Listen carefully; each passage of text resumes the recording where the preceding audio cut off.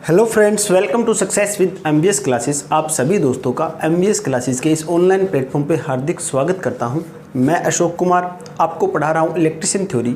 उम्मीद करता हूं आपको जितना भी मैंने आपको पीछे करवाया है आपको अच्छी तरह से समझ में आ गया है। फिर भी अगर किसी प्रकार का कोई डाउट हो आपके मन में, किसी प्रकार का कोई सुझाव हो तो आप हमें ज़रूर बताइए। हम उस आपके सुझाव पर ज़रूर इम्प्लीमेंट करेंगे।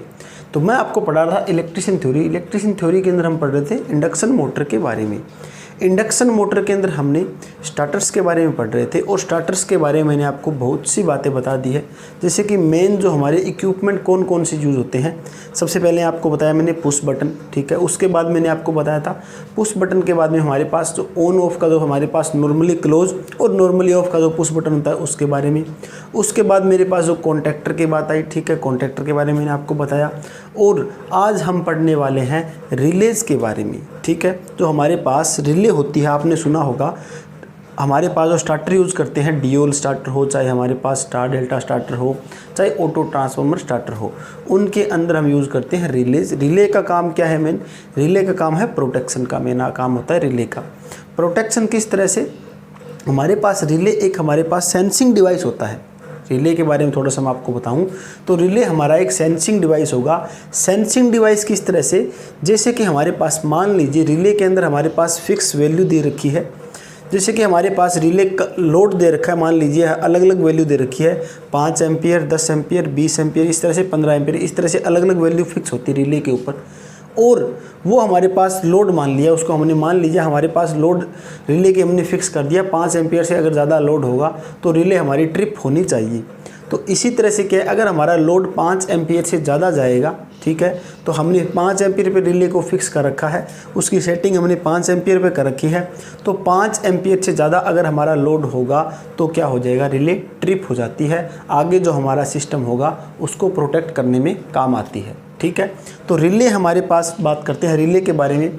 जो रिले हमारा, आपको मैंने बताया रिले एक सेंसिंग डिवाइस होता है, ठीक है।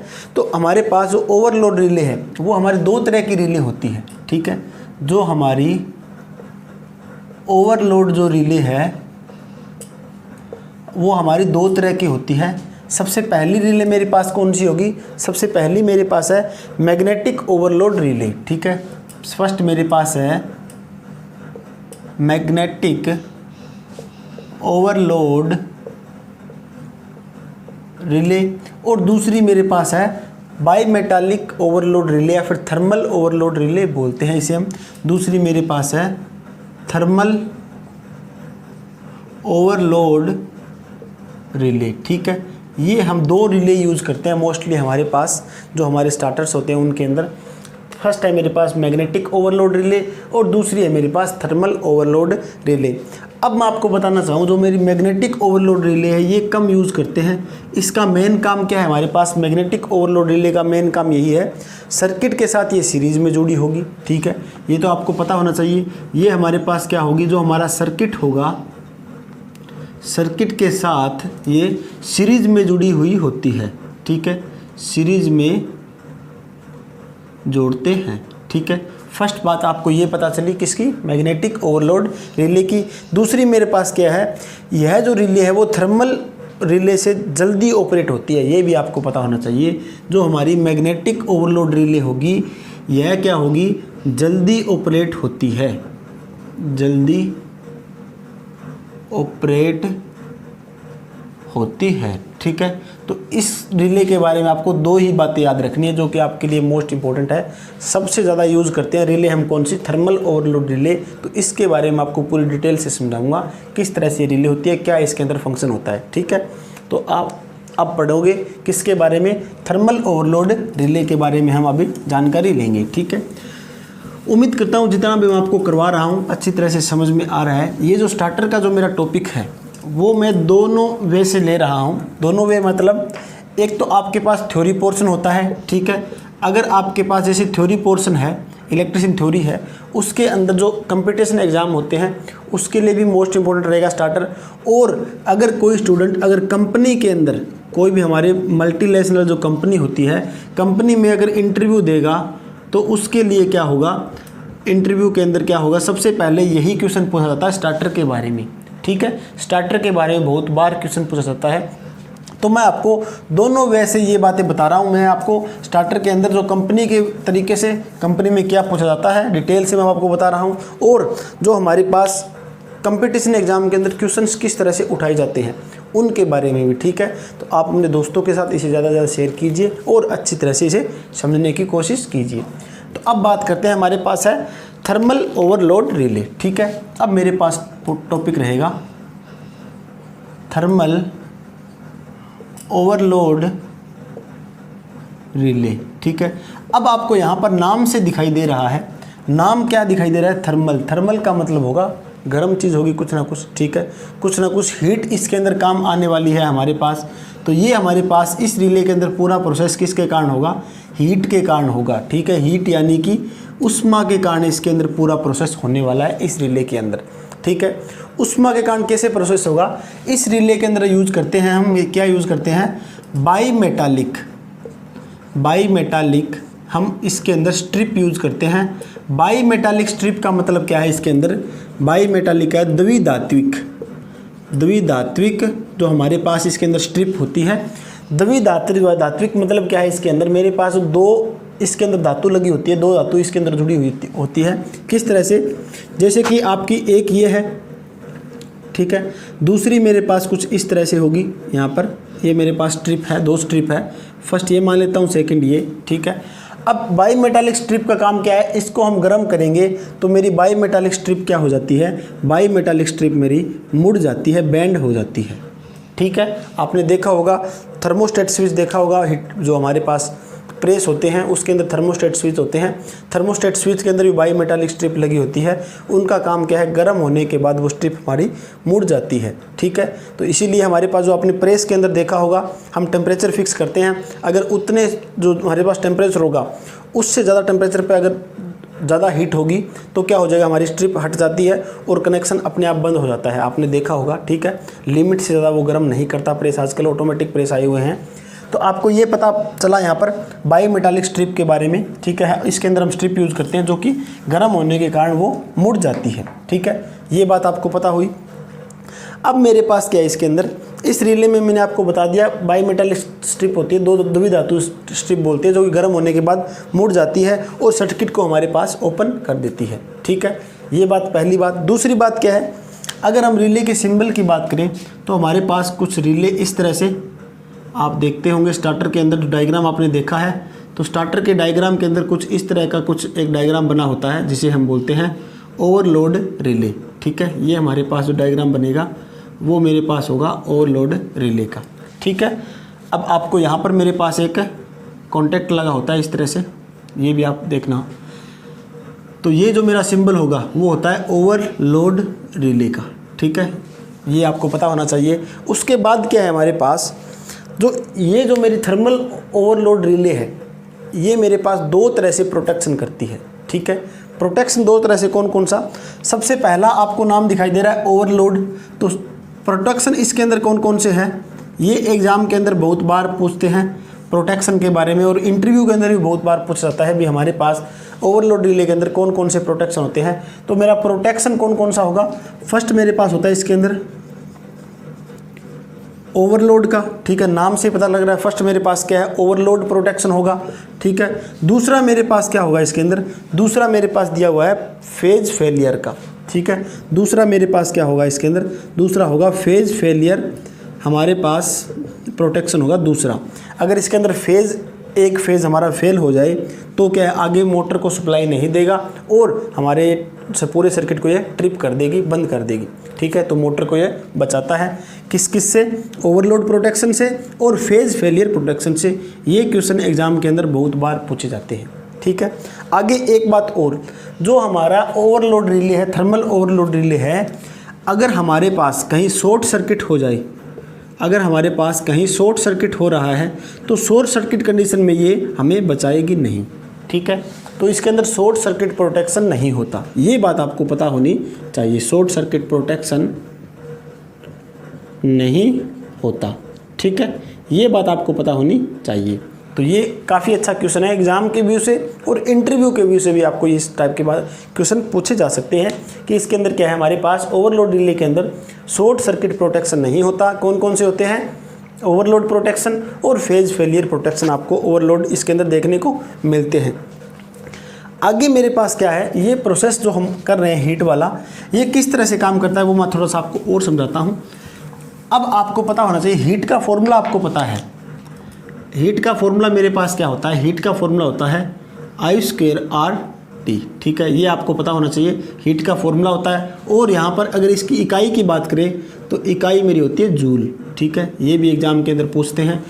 यहाँ पर एक बात और बताना चाहूँगा मैं, अगर मेरे पास जूल की जगह अगर मैं कैलोरी में लेना चाहता हूँ मेरी हीट, तो क्या होगा मेरे पास I²RT बटा में 4.18, ये मेरे पास हो जाएगा कैलोरी में, ठीक है, कैलोरीज में ये मेरे पास बदल जाती है, ठीक है। ये भी एग्जाम में बहुत बार पूछा गया हुआ क्वेश्चन है, तो मैंने आपको ये बात भी बताई। यहाँ पर क्या मेन काम हमारे पास, यहाँ पर मेन काम ये क्या है, जो हमारा करंट बढ़ेगा, ठीक है, मान लीजिए हमारे पास जो रिले है उसकी वैल्यू हमने फिक्स कर रखी है, ठीक है, उसकी वैल्यू फिक्स इस तरह से दे रखा होगा, इसके अंदर वैल्यू हमने फिक्स कर रखी है 5 एम्पियर, 10, 6 एम्पियर, 7, 8, इस तरह से मेरे पास ये वैल्यू इसके अंदर फिक्स दे रखी है। अब क्या हुआ, मैंने क्या कर दिया, यहाँ पर फिक्स कर दिया मैंने इस रिले को कितने पे, 8 एम्पियर करंट पे मैंने इसको फिक्स कर दिया, ठीक है। अब मेरा ये रिले 8 एम्पियर तक काम करेगी, और अगर इसके ऊपर मेरे पास इसके अंदर करंट चला जाएगा तो क्या हो जाएगा, रिले ट्रिप हो जाएगी। तो इसीलिए क्या है, मेरे पास इसके अंदर हीट का प्रोसेस होगा, ज़्यादा गर्म मेरे पास इसके अंदर हो गया सिस्टम तो मेरा करंट इसके अंदर ज़्यादा हो जाएगा, करंट ज़्यादा होगा तो इससे ज़्यादा करंट पहुँचा मेरा, तो ये अपने आप क्या है प्रोटेक्शन कर देगी मोटर को, ठीक है। तो ये हमारे पास पता चला आपको थर्मल ओवरलोड रिले के बारे में। आपको स्क्रीन पे भी दिखाई देगा थर्मल ओवरलोड किस तरह से दिखाई देती है, ठीक है, आप अच्छी तरह से उसको देख सकते हो। आगे मैं आपको बताना चाहूँगा, अब हम 3 जो हमारे पास मुख्य स्टार्टर होते हैं कौन कौन से, सबसे पहले मैं आपको 3 मुख्य स्टार्टर के बारे में बताता हूँ। 3 मेरे पास स्टार्टर्स होते हैं। सबसे पहला आपने नाम सुना होगा DOL, जिसे बोलते हो डायरेक्ट ऑन लाइन, ठीक है। दूसरा मेरे पास कौन सा है, दूसरा मेरे पास है स्टार डेल्टा, जो कि सबसे महत्वपूर्ण रहेगा। स्टार डेल्टा एग्ज़ाम और इंटरव्यू के लिए भी स्टार डेल्टा स्टार्टर, ठीक है। तीसरा मेरे पास कौन सा है, तीसरा मेरे पास है ऑटो ट्रांसफॉर्मर, ऑटो ट्रांसफॉर्मर, ठीक है, ये मेरे पास क्या है स्टार्टर है। 3 मेरे पास मुख्य स्टार्टर होते हैं, इनके बारे में एक एक करके चर्चा करते हैं डिटेल वाइज। अब मैं आपको बताना चाहूँगा, सबसे पहले हम स्टार्ट करेंगे DOL स्टार्टर के बारे में। लेकिन DOL स्टार्टर शुरू करने से पहले आपको थोड़ा सा सर्किट डायग्राम के बारे में मैं और बताता हूँ। सर्किट डायग्राम यानी कि मेरे पास 2 तरह के सर्किट बनते हैं। 2 तरह के सर्किट कौन कौन से, सबसे पहले आपको पता होना चाहिए, एक मेरा सर्किट बनता है कौन सा, पावर सर्किट, ठीक है, एक मेरे पास बनता है पावर सर्किट, और दूसरा मेरे पास बनता है कंट्रोल सर्किट, कंट्रोल सर्किट, ठीक है। पहला मेरे पास कौन सा होगा, पहला मेरे पास होगा पावर सर्किट, दूसरा मेरे पास होता है कंट्रोल सर्किट। जैसे कि मान लीजिए आपके पास DOL स्टार्टर है, उसका आपको सर्किट डायग्राम बनाना है, तो आप 2 तरह से सर्किट बनाओगे। सबसे पहला आपका कौन सा होगा, पावर सर्किट, दूसरा मेरे पास कौन सा होगा, कंट्रोल सर्किट। पावर सर्किट कैसे होता है मैं आपको बताना चाहूँगा। जैसे कि मान लीजिए आपके पास 3 फेज़ कोई सिस्टम है, 3 फेज़ सप्लाई है ये, ठीक है, जो आपके पास R और Y और B 3 सप्लाई है ये। यहाँ पर मेरे पास तीनों सप्लाई मेरी आ रही है इस तरह से कुछ, ठीक है, ये मेरे पास तीनों सप्लाई है। उसके बाद में ये सप्लाई मेरी बाहर निकली, यहाँ पर मेरे पास लगे होते हैं फ्यूज, ठीक है, जो कि फ्यूज प्रोटेक्शन के लिए काम आते हैं। फ्यूज हमारे फ्यूज लगे होते हैं। उसके बाद फ्यूज़ के बाद मेरे पास क्या होंगे इसके अंदर, फ्यूज़ के बाद मेरे पास यहाँ पर कॉन्टैक्टर लगे होते हैं इस तरह से कुछ, ये मेरे पास कॉन्टैक्टर लगा होगा, ठीक है, ये मेरा कॉन्टैक्टर है। और कॉन्टैक्टर के बाद मेरे पास डायरेक्ट क्या है, मैं सप्लाई दे रहा हूँ किसको, मोटर को, ठीक है, ये मैंने डायरेक्ट मोटर को सप्लाई दे दी यहाँ से। तो ये आप डायग्राम देख रहे हो, डायरेक्ट सीधा आपको मैंने सिंपल डायग्राम बताया है। ये मेरे पास डायग्राम क्या है, पावर सर्किट हमारे पास इस तरह से बनाया जाता है, पावर सर्किट, ठीक है। कंट्रोल सर्किट मेरे पास किस तरह से होगा, कंट्रोल सर्किट आप डायरेक्ट इन्हीं में से एक फेज़ आप इसमें से उठाओगे, एक फेज़ उठा लिया मैंने, और मेरे पास ये मैं बना रहा हूँ, बटन बना रहा हूँ, कौन सा, मेरे पास ये बटन है पुश बटन, ठीक है, पुश बटन होगा मेरे पास ये, आप ये देख सकते हो इस तरह से, ये मेरा होगा पुश बटन, ठीक है, ये मेरे पास है पुश बटन। और पुश बटन के बाद में जो मेरी सप्लाई आ रही है वो मेरी किसके अंदर आ रही है, वो मेरी है कॉन्टेक्टर के अंदर, जो कि आपको यहाँ पर दिखाई दे रही है, ठीक है, कॉन्टेक्टर के अंदर। और आगे मेरे पास क्या है, कॉन्टेक्टर से आगे मेरे पास ये है न्यूट्रल पॉइंट, ये मेरे पास है फेज पॉइंट। तो ये आप डायग्राम देख रहे हो, तो ये डायग्राम मेरा बनता है कंट्रोल डायग्राम, ठीक है। ये मेरे पास होता है कंट्रोल सर्किट। इसके अंदर मेरे पास ये क्या है, ये मेरे पास है पुश बटन, ठीक है। और ये मेरे पास क्या है, ये मेरे पास है कॉन्टेक्टर, ठीक है, ये मेरे पास है कॉन्टेक्टर। इसी तरह से इसके अंदर भी क्या है मेरे पास, ये मेरा है कॉन्टेक्टर और ये मेरे पास क्या है, फ्यूज लगे हुए हैं। यहाँ पर हम एमसीसी भी लगा सकते हैं, एमसी भी लगा सकते हैं, वो हमारा अकॉर्डिंग रहेगा सर्किट कितना आगे हैवी है हमारा, उस तरह से, ठीक है। तो आपको पता चला पावर सर्किट कौन सा होता है, कंट्रोल सर्किट कौन सा होता है। ये मैंने आपको बेसिक ओवरव्यू दिया है कंट्रोल और पावर सर्किट के बारे में। ये सर्किट भी हम यूज़ करते हैं।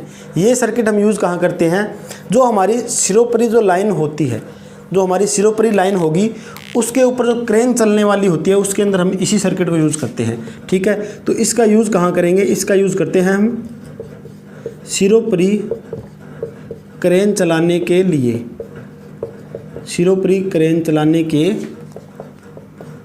लिए हम यूज़ करते हैं इस सर्किट का, ठीक है। ये बात आपको पता होनी चाहिए। अब अगर हमारे पास सिरोपरी क्रेन चलाने के लिए सर्किट हम यूज़ कर रहे हैं तो इसका नाम क्या होगा, इसका नाम हमारा होता है इचिंग परिचालन, ठीक है। इसका नाम क्या होगा, इसका नाम होता है इचिंग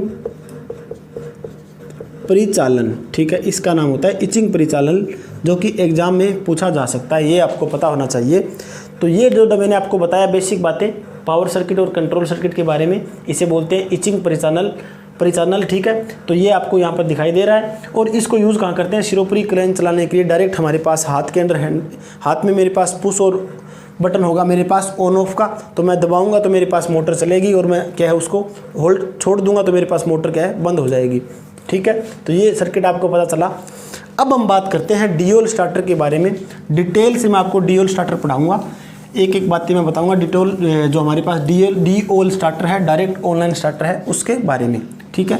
तो मैं अभी डायग्राम बनाने जा रहा हूँ, जस्ट वेट।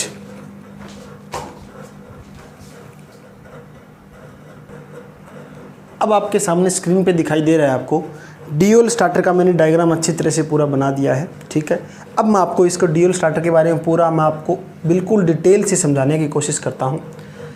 डीओल स्टार्टर हमारे पास आपको पता है हमारे क्या होता है, डीओल स्टार्टर सभी को पता होता है डायरेक्ट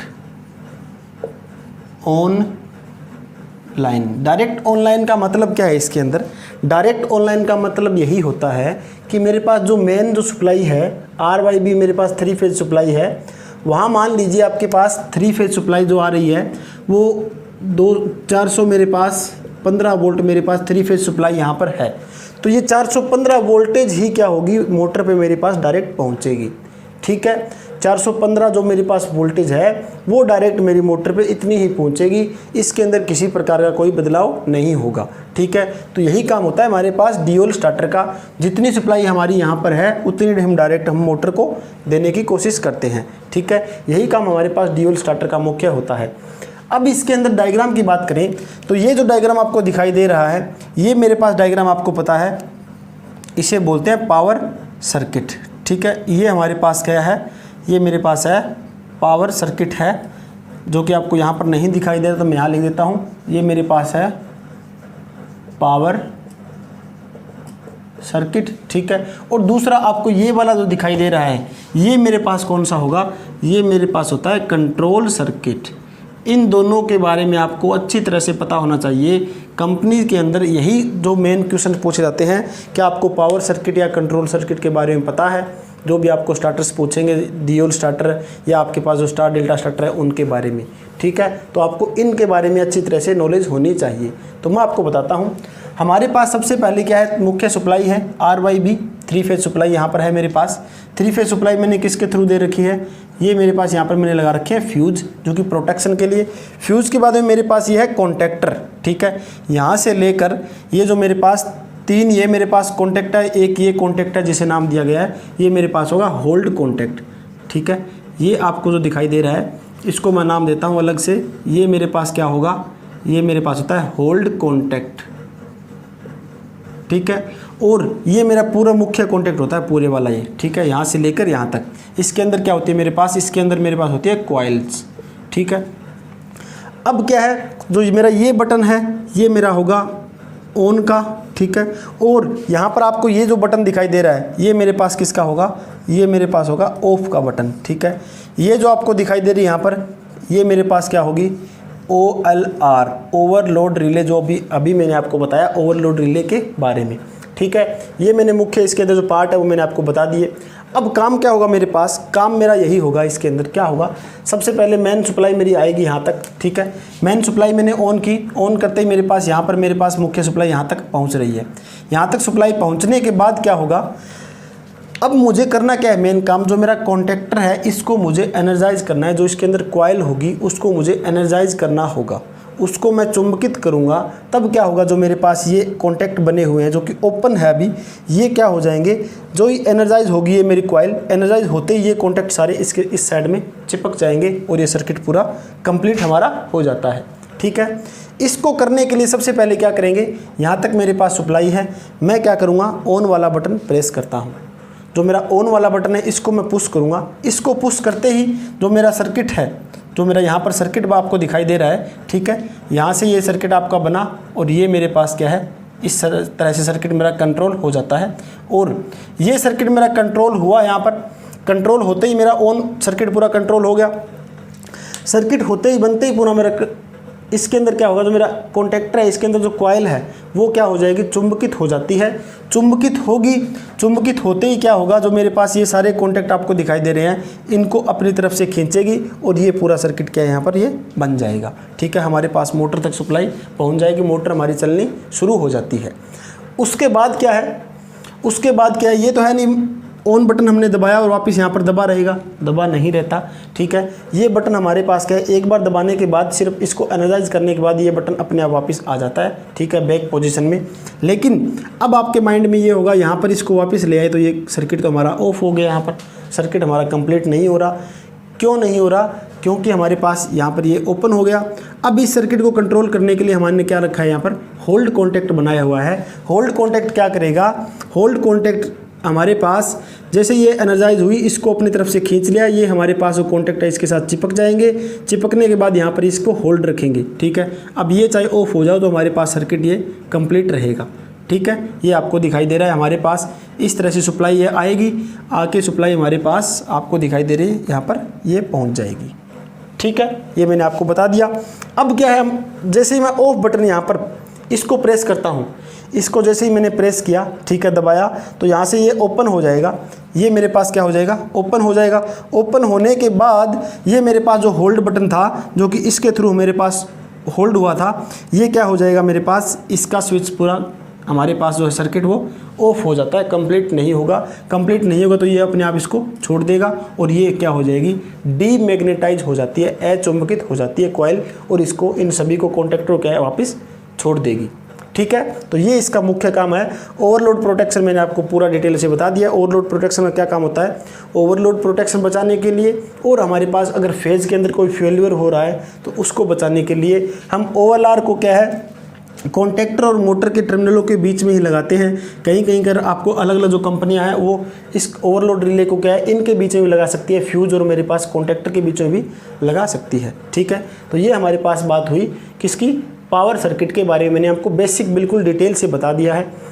कंट्रोल सर्किट के अंदर क्या है, हमें सिर्फ एक फेज लिया, इसके अंदर MCB लगाया, ठीक है, MCB ऑन करेंगे, सप्लाई हमारी पहुंचेगी। यहाँ पर मेरे पास क्या है, ओवरलोड रिले है जो कि प्रोटेक्शन के लिए है। स्टॉप बटन यहाँ पर लगा रखा है जो कि नॉर्मली क्लोज है मेरा, ये नॉर्मली क्लोज होगा, ये बटन मेरा क्लोज है। और ये मेरा है स्टार्ट जो कि नॉर्मली ओपन है। जैसे ही मैं इसको दबाऊंगा तो मेरा सर्किट कंप्लीट होगा, सर्किट कंप्लीट होगा, कॉन्टैक्टर तक मेरी सप्लाई पहुंचेगी और मोटर मेरी चलनी शुरू हो जाएगी। लेकिन ये तो है नहीं, मैं इसको पकड़े रखूँगा, होल्ड करने के लिए भी हमारे पास कुछ होना चाहिए। तो ये जो पॉइंट मेरे पास क्या होता है, ये मेरे पास होता है होल्ड, ठीक है, होल्ड के लिए होता है। तो ये जो सर्किट है ये हमारे पास ओपन हो जाता है जैसे दबाने के बाद, और मेरा सर्किट कहाँ से कंट्रोल होगा, ये मेरा होल्ड यहाँ पर रहेगा। इस तरह से मेरा मोटर के पास सर्किट पहुँच जाएगा पूरा कंप्लीट, ठीक है।